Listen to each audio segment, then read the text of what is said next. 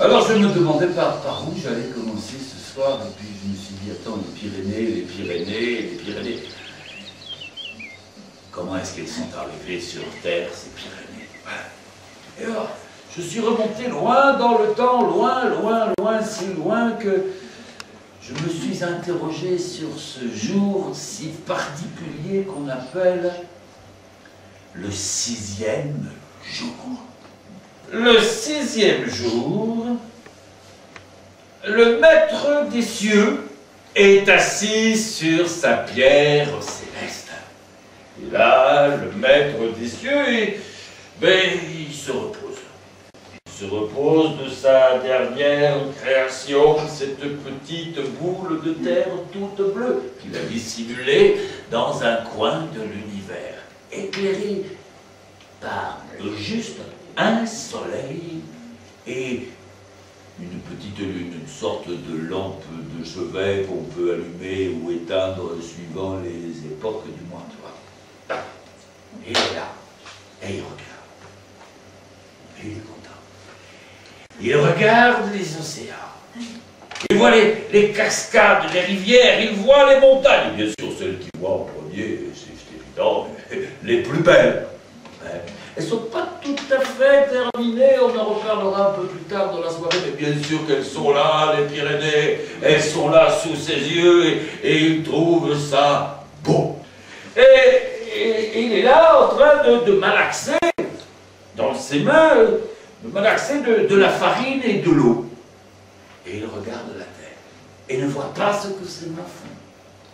Et ses mains sont en train de modeler une statuette. Deux bras, deux jambes, une tête, un torse. Il regarde cette statuette qui lui rappelle quelqu'un. Qui ne sait pas. Alors, comme c'est le maître des cieux, il crée un miroir. Et il se regarde. Et il regarde la statuette. Et il se regarde et cette statuette qu'il vient de modeler, elle lui ressemble. Il vient de la modeler à son image. Alors le maître des cieux dépose sa statuette au creux de sa main, mais vous le savez aussi bien que moi, de la farine et de l'eau, juste comme ça ne se tient pas bien, et la statuette s'affaisse piteusement au creux de sa main. Alors il crée un four. Et il introduit sa statuette à l'intérieur du four, et là, il reprend son miroir, et pendant la cuisson, il se regarde. Crâne dégarni. Un certain âge, ça fait plus sérieux, quoi. Sourire ravageur. Tablette de chocolat façon Bouddha, tu vois. Et pour un peu, le maître des cieux se trouverait... beau. Oui, voilà. Il suffit de me regarder, tu vois, voilà. Et il en oublie sa statuette, dit. Alors il se précipite jusqu'à la porte de son four, il ouvre son four et... Eh ben oui. Le premier homme né sur cette terre était bien noir. Oh, homme noir, tu as pris un coup de chaud. Tu vivras donc en Afrique. Et il le secoue par les pieds. Et c'est ainsi que l'homme noir rentre dans la vie. Et le maître des cieux, lui, il retourne sur sa pierre céleste. Il est curieux de savoir comment va se comporter le premier homme de la création. Alors, il écarte l'image et il le regarde. Il le voit pêcher, il le voit chasser, il le voit cueillir, il le voit s'ennuyer aussi. Il n'en est pas sa première création. Et il demande à un moustique de lui jouer du violon. Et ça marche et il est heureux, l'homme noir, il le voit danser la dingue, tu sais, cette fameuse danse qui existe encore. Jouer au souciable, au sous jouer au souciable, au sous jouer au souciable. Et les pilons qui rebondissent tout seuls dans les mortiers rebondissent cette fois-ci si haut qu'ils finissent par toucher le ciel et par le percer même. Et le ciel finit par s'éloigner. Et le ciel finit par retrouver cette place, celle qu'il a encore aujourd'hui, celle que vous pouvez comprendre.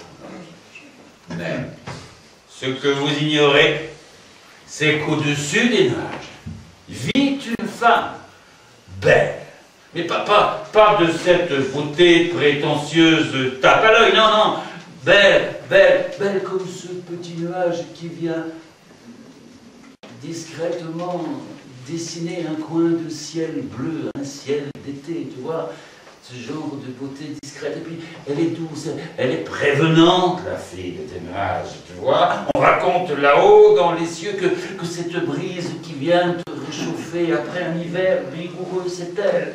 Et c'est elle encore, cette brise fraîche, tu vois, qui vient te rafraîchir pendant la canicule. Et ce jour-là, voilà que commence donc mon histoire, celle de Dugommier. Dugommier qui rentre du bal des célibataires ce jour-là, en bonne compagnie. Oui, parce qu'à côté du bal des célibataires, il y a un chenil aussi. Et il ramène avec lui un petit chat, un petit rouquin. Bon, ça tombe bien, tu vois, il a bien choisi. Il y a des souris qui sont installées dans son grenier, dans les grains. Le petit rouquin, il va s'en occuper. Bon, c'est vrai que pour la cuisine, pour le ménage et pour la traite des vaches, ça le fait moins, mais bon. Attends, Dugommier, il s'est pas présenté au speed dating. Et pourtant, Dugommier a fini par trouver chaussures à son pied. Écoutez comment ça s'est passé. Si un jour vous allez à Esparos, vous verrez, il y a l'épicerie, bazar, coupe-cheveux, font tout là, tu vois. Et il est là, en train de marcher entre les rayons de l'épicerie, quand tout à coup il s'arrête. Et il tombe en arrêt sur un numéro spécial pomme de terre du Chasseur français. Et ça tombe bien parce que Dugommier, il a de la binche à planter. Alors Dugommier, il ouvre les magazines et là, je te dis pas, ses yeux lui sortent de la tête. Écoute un peu la vision extraordinaire, surréaliste.